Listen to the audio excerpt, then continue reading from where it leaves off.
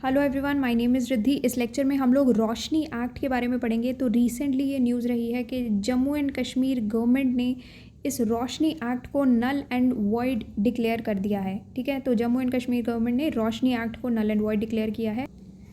तो न्यूज़ ये आ रही है कि जम्मू एंड कश्मीर गवर्नमेंट ने अक्टूबर 31 को, मतलब अक्टूबर 31 को ये डिसाइड किया है, यानी कि कल, कि जितने भी एक्शंस अभी तक Jammu and Kashmir state land, मतलब vesting of ownership to the occupants act 2001, जो कि रोशनी एक्ट भी इसको कहा जाता है, इसके अंडर जितने भी एक्शंस लिए गए हैं उन सभी एक्शंस को इन्होंने नल एंड वॉइड डिक्लेयर किया है। और रोशनी एक्ट के अंडर ये कहा गया था कि 20 लाख कैनाल जो लैंड है जिसमें जो एग्जिस्टिंग ऑक्यूपेंट्स को अभी ट्रांसफ़र होनी थी, ये रोक दिया गया है और इसको पूरी एक्ट को नल एंड वॉइड डिक्लेयर कर दिया गया है। और ये कहा है कि जितनी भी लैंड अभी 6 महीने के अंदर अंदर ट्रांसफ़र होनी थी उस लैंड को रिट्रीव किया जाएगा।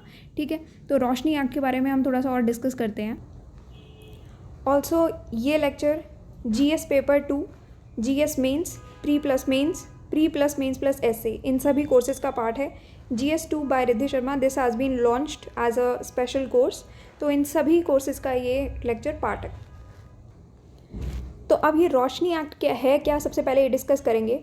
तो 2001 में ये रोशनी एक्ट इनैक्ट किया गया था और इसमें कहा था कि ये डील करता है basically transfer of ownership right से।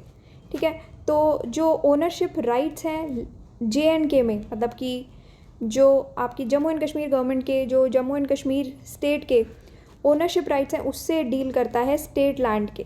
ठीक है, स्टेट लैंड के ओनरशिप राइट से ये डील करता है।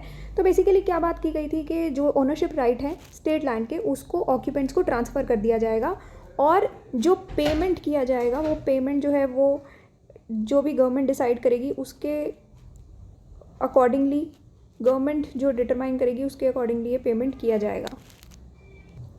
तो ये जो लैंड लेने की जो प्रक्रिया थी कि वापस हम लोग ये लैंड ले लेंगे इन लोगों से, तो इनिशियली 1990 में ये डिसाइड हुआ था। 1990 डिसाइड हुआ था कि ये कट ऑफ है कि कब इस स्टेट लैंड के एनक्रोचमेंट के लिए, मतलब कि ये स्टेट लैंड वापस लेने के लिए ये जो डेट डिसाइड हुई थी 1990 डिसाइड हुई थी। उसके बाद इसको वापस से रिवाइज़ किया गया था 2004 में और फिर ये वापस से 2007 में रिवाइज़ किया गया था। तो इस तरीके से ये आगे आगे बढ़ता रहा। अब गवर्नमेंट का जो टारगेट था वो ये था कि हम अराउंड 25,000 करोड़, ठीक है, तो 25,000 करोड़ रुपीज़ जो है वो हम अर्न करेंगे। किस तरीके से अर्न करेंगे कि ये हम पूरी जो लैंड है 20 लाख कैनाल की ये जो लैंड है, ये हम जो अभी के एग्जिस्टिंग ऑक्यूपेंट्स हैं उनको हम ट्रांसफ़र कर देंगे। तो इन ऑक्यूपेंट्स को हम ये लैंड ट्रांसफ़र करेंगे। 20 लाख कैनाल कितना होता है? 20 लाख कैनाल होता है बेसिकली, अगर आप 1 एकड़ लेते हो तो इस एक एकड़ का 1/8 पार्ट जो होगा वो आपका 20 लाख कैनाल जो है वो बनेगा। ठीक है, तो ये 20 लाख कैनाल का लैंड जो है अभी के एग्जिस्टिंग जो ऑक्यूपेंट्स थे तो उनको against payment eight market rate, तो उसके ऊपर ये दे दिया जाएगा। तो जितने भी अभी लोग हैं उनको ये दे दिया जाएगा, जो कि ऑक्यूपेंट्स, एग्जिस्टिंग ऑक्यूपेंट्स कौन से हो गए? जो जम्मू एंड कश्मीर में अभी रह रहे हैं। ठीक है, तो उनको ये 20 लाख कैनाल लैंड लेके हम लोग 25,000 करोड़ अर्न कर लेंगे। ये गवर्नमेंट का टारगेट था। तो this was governments target. All right, तो उसके बाद जो है ये अमेंडमेंट किया गया विद टाइम।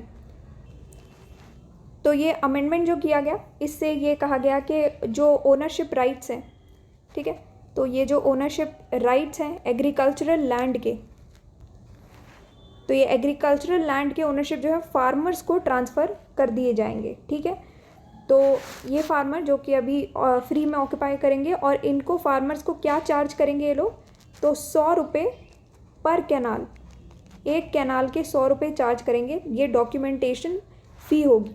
ठीक है, बाकी ये फ्री में ऑक्यूपाई कर सकते हैं। तो ये पूरा था, ये रोशनी एक्ट में कहा गया था। अब इसको रोशनी एक्ट क्यों कहा जाता है? तो why it is known as Roshni. ठीक है, रोशनी क्यों कहा जाता है? क्योंकि ये एक मेजर रीज़न बनता है, ये ध्यान से सुनना। देखो, गवर्नमेंट ने ये कहा था कि जो भी रेवेन्यू जनरेट किया जाएगा, रेवेन्यू जो जनरेट किया जाएगा वो जो आपकी हाइड्रो पावर प्रोजेक्ट्स होंगे, उनको कमीशन करने के ऊपर ये स्पेंड किया जाएगा, ठीक है। तो हाइड्रो पावर प्रोजेक्ट्स की वजह से इस पूरे जो एक्ट है उसका नाम रोशनी रखा गया था, ठीक है, इसी वजह से इसका नाम रोशनी एक्ट रखा गया था। अब इसमें इश्यूज़ और एलिगेशंस क्या क्या देखे गए थे विद टाइम कि ये एक्ट को रिपील क्यों करना चाह रही थी गवर्नमेंट। तो पहला ये था कि जो डिज़ायर्ड ऑब्जेक्टिव्स थे वो ये लोग पूरे नहीं कर पाए, साथ में ये जो प्रोविजंस हैं इनके मिसयूज़ होने की भी रिपोर्ट्स आई थी कि ये जो आपने स्कीम निकाली है रोशनी एक्ट के, जो रोशनी स्कीम पूरी निकाली गई है, इसके तहत ये पूरी स्कीम का गलत इस्तेमाल किया जा रहा है, मिसयूज़ किया जा रहा है। एक तो पहला रीज़न ये था। फिर दूसरा रीज़न ये सामने आया था कि जो भी लैंड ट्रांसफ़र हुई थी तो उनमें जब इन्वेस्टिगेशन की गई इन लैंड ट्रांसफ़र में, तो ये इन्वेस्टिगेशन में ये पाया गया था कि गुलमार्ग में जो लैंड है, गुलमार्ग की जो लैंड है वो इनएलिजिबल बेनिफिशरीज़ को दे दी गई है। तो ये एक मेजर चीज़ बनती है। उसके बाद तीसरा पॉइंट ये आता है कि 2014 में 2014 में कैग की एक रिपोर्ट आई थी, कंट्रोलर एंड ऑडिटर जनरल की एक रिपोर्ट आई थी जिसमें ये कहा था कि टारगेट तो आपका 25,000 करोड़ था, बट उसमें से सिर्फ 76 करोड़ जो हैं वो रिलीज़ किए गए हैं अभी तक। तो कितना कम अमाउंट जो है अभी तक रिलीज़ किया गया है कि जो भी लैंड अभी तक ट्रांसफ़र की है, एनक्रोच लैंड जो ट्रांसफ़र की थी 2007 से लेकर के आपका 2013 तक जितनी भी लैंड ट्रांसफ़र की थी उसमें से सिर्फ 76 करोड़ जो है वो अभी तक रिलीज़ किया गया है। इसीलिए ये जो पूरा जो लेजिस्लेशन था, इस लेजिस्लेशन का जो पर्पस है वो ही डिफीट हो जाता है, ठीक है। तो purpose of legislation defeated. Next चीज़ ये आती है कि इस रिपोर्ट में ये भी ब्लेम किया गया था कि जितनी भी इर्रेगुलरिटीज़ हैं, ठीक है, इर्रेगुलरिटीज़ देखी गई थी कि जैसे कि प्राइसेस जो हैं उसमें रिडक्शन देखा गया था। अगर प्राइसेस में रिडक्शन होगा तो उससे क्या होगा कि जो भी जैसे स्टैंडिंग कमेटी है, स्टैंडिंग कमेटी ने एक प्राइस आपका फिक्स कर दिया। अब उस प्राइस में ये देखा गया कि सस्ते दामों पर ये लैंड बेच दी गई। क्यों? क्योंकि पॉलिटिशियंस को बेनिफिट करने के लिए या जितने भी बड़े बड़े लोग हैं, ठीक है, नामी लोग हैं, उनको बेनिफिट करने के लिए, जैसे बिजनेसमैन और पॉलिटिशियंस ने आपस में अपना डील कर ली तो बिजनेसमैन को भी किसी को आपको सस्ते दामों में जो है वो लैंड मिल जाती है। तो ये सब चीज़ें हो रही थी। नेक्स्ट चीज़ ये बात की गई थी कि जो प्रोविजंस है स्कीम के उनका मिसयूज़ किया जा रहा है। जो विजिलेंस ऑर्गेनाइजेशन है उसने अपने 5 केसेस में अपने इन्वेस्टिगेशंस जो हैं वो कंप्लीट किए थे।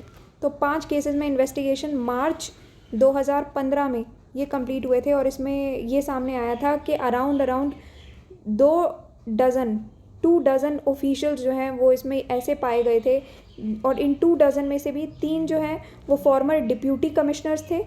तो उनमें ये पाया गया था कि ये सभी लोग जो हैं वो इस प्रोविजंस जो है स्कीम के इसका मिसयूज़ कर रहे थे। तो ये चीज़ भी पाया गया था। फिर नेक्स्ट एक रीज़न ये भी सामने आता है। देखो 2018 नवंबर में हाई कोर्ट ने अब एक बात कही थी। क्या ऑर्डर पास किया था कि जितने भी बेनिफिशरीज़ हैं इस रोशनी एक्ट के, वो अब कोई भी जो उनको लैंड अलॉट की गई है, लैंड उनको ट्रांसफ़र की गई है, उसको ना ही वो बेचेंगे, ना ही वो कोई भी ट्रांजैक्शन कैरी आउट करेंगे उस लैंड से रिलेटेड, ठीक है। तो हाई कोर्ट ने उनको रिस्ट्रेन कर दिया था, ठीक है। तो एक पॉइंट ये सामने आता है कि हाई कोर्ट ने ये सभी चीज़ों में इनको रिस्ट्रेन कर दिया था, beneficiaries of the Roshni scheme. तो अब ये जो लेटेस्ट न्यूज़ आई है फ़िलहाल के लिए ये कहा गया है कि 6 महीने के अंदर अंदर गवर्नमेंट कह रही है कि भाई 6 महीने के अंदर अंदर जितने भी एनक्रोचर्स हैं उनको स्टेट लैंड से एविक्ट कर दिया जाए। जितनी भी स्टेट लैंड जो कि रोशनी एक्ट के तहत आ रही हैं उन सभी लैंड से इन एनक्रोचर्स को एविक्ट कर दिया जाए, बाहर निकाल दिया जाए 6 महीने के अंदर अंदर, ठीक है। तो इस पूरी एक्ट को अब नल एंड वॉइड डिक्लेयर कर दिया गया है।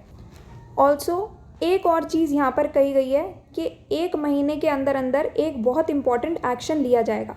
वो कौन सा बहुत इंपॉर्टेंट एक्शन होगा कि ये जो लेटेस्ट ऑर्डर निकाला गया है इसमें जितने भी इन्फ्लुएंशियल लोग हैं उन सभी की आइडेंटिटी, इन्फ्लुएंशियल लोग कौन हो गए, जैसे कि मिनिस्टर्स हो गए, लेजिस्लेटर्स हो गए, bureaucrats, government official, police officer, businessman, जितने भी बड़े बड़े लोग हैं, ये जितने भी इन्फ्लुएंशियल, ठीक है, इन्फ्लुएंशियल पर्सन्स हैं, इन सभी की आइडेंटिटी और इनके अगर कोई रिलेटिव्स हैं या फिर कोई ऐसे लोग हैं जो कि बेसिकली बेनामी लोग हो गए, जो कि बेनामी कौन से हो गए कि जैसे अगर मान लो एक पर्टिकुलर मिनिस्टर है, उसने एक लैंड ली पर उसने किसी और एक थर्ड पर्सन के ऊपर ही, जैसे मान लो अपने ड्राइवर या अपने सर्वेंट के नाम पे लैंड ले ली, तो ये बेनामी जो लोग हैं जो उनके बिहाफ पर लैंड होल्ड कर रहे हैं, ठीक है, जो कि उस एक्ट के अंडर ये बेनिफिट्स ले रहे हैं, इन सभी इन्फ्लुएंशियल लोगों की जो आइडेंटिटीज़ हैं उन आइडेंटिटीज़ को पब्लिक कर दिया जाएगा।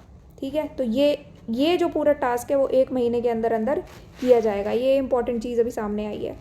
और ये जो पर्टिकुलर रोशनी एक्ट है, ये इंपॉर्टेंट पार्ट है कि ये एक्ट डॉक्टर फ़ारूक अब्दुल्ला के रिजीम में ये एक्ट को इनैक्ट किया गया था। ठीक है, जिसमें ये टारगेट था, तो इन्हीं के रिजीम में टारगेट था कि 25,000 करोड़ जो है वो हम अर्न करेंगे 20 लाख कैनाल जो स्टेट लैंड है उसको अभी के ऑक्यूपेंट्स को दे करके। ठीक है, उसके बाद फिर गुलाम नबी आज़ाद का रिजीम आया था जिसमें इस कट ऑफ को 2007 तक रिलैक्स कर दिया गया था। फिर 2014 में कंट्रोलर एंड ऑडिटर जनरल ने ये कहा था कि 76 करोड़ जो है वो रिलीज़ हुए हैं अभी तक, जितनी भी ट्रांसफ़र ऑफ लैंड हुई है 2007 से 2013 तक। ठीक है, तो अब जाके ये अब लेटेस्ट न्यूज़ ये सामने आई है कि सभी चीज़ को, ये पूरी एक्ट को नल एंड वॉइड हम डिक्लेयर कर देंगे। All right, so that's all for today and thank you for watching the lecture.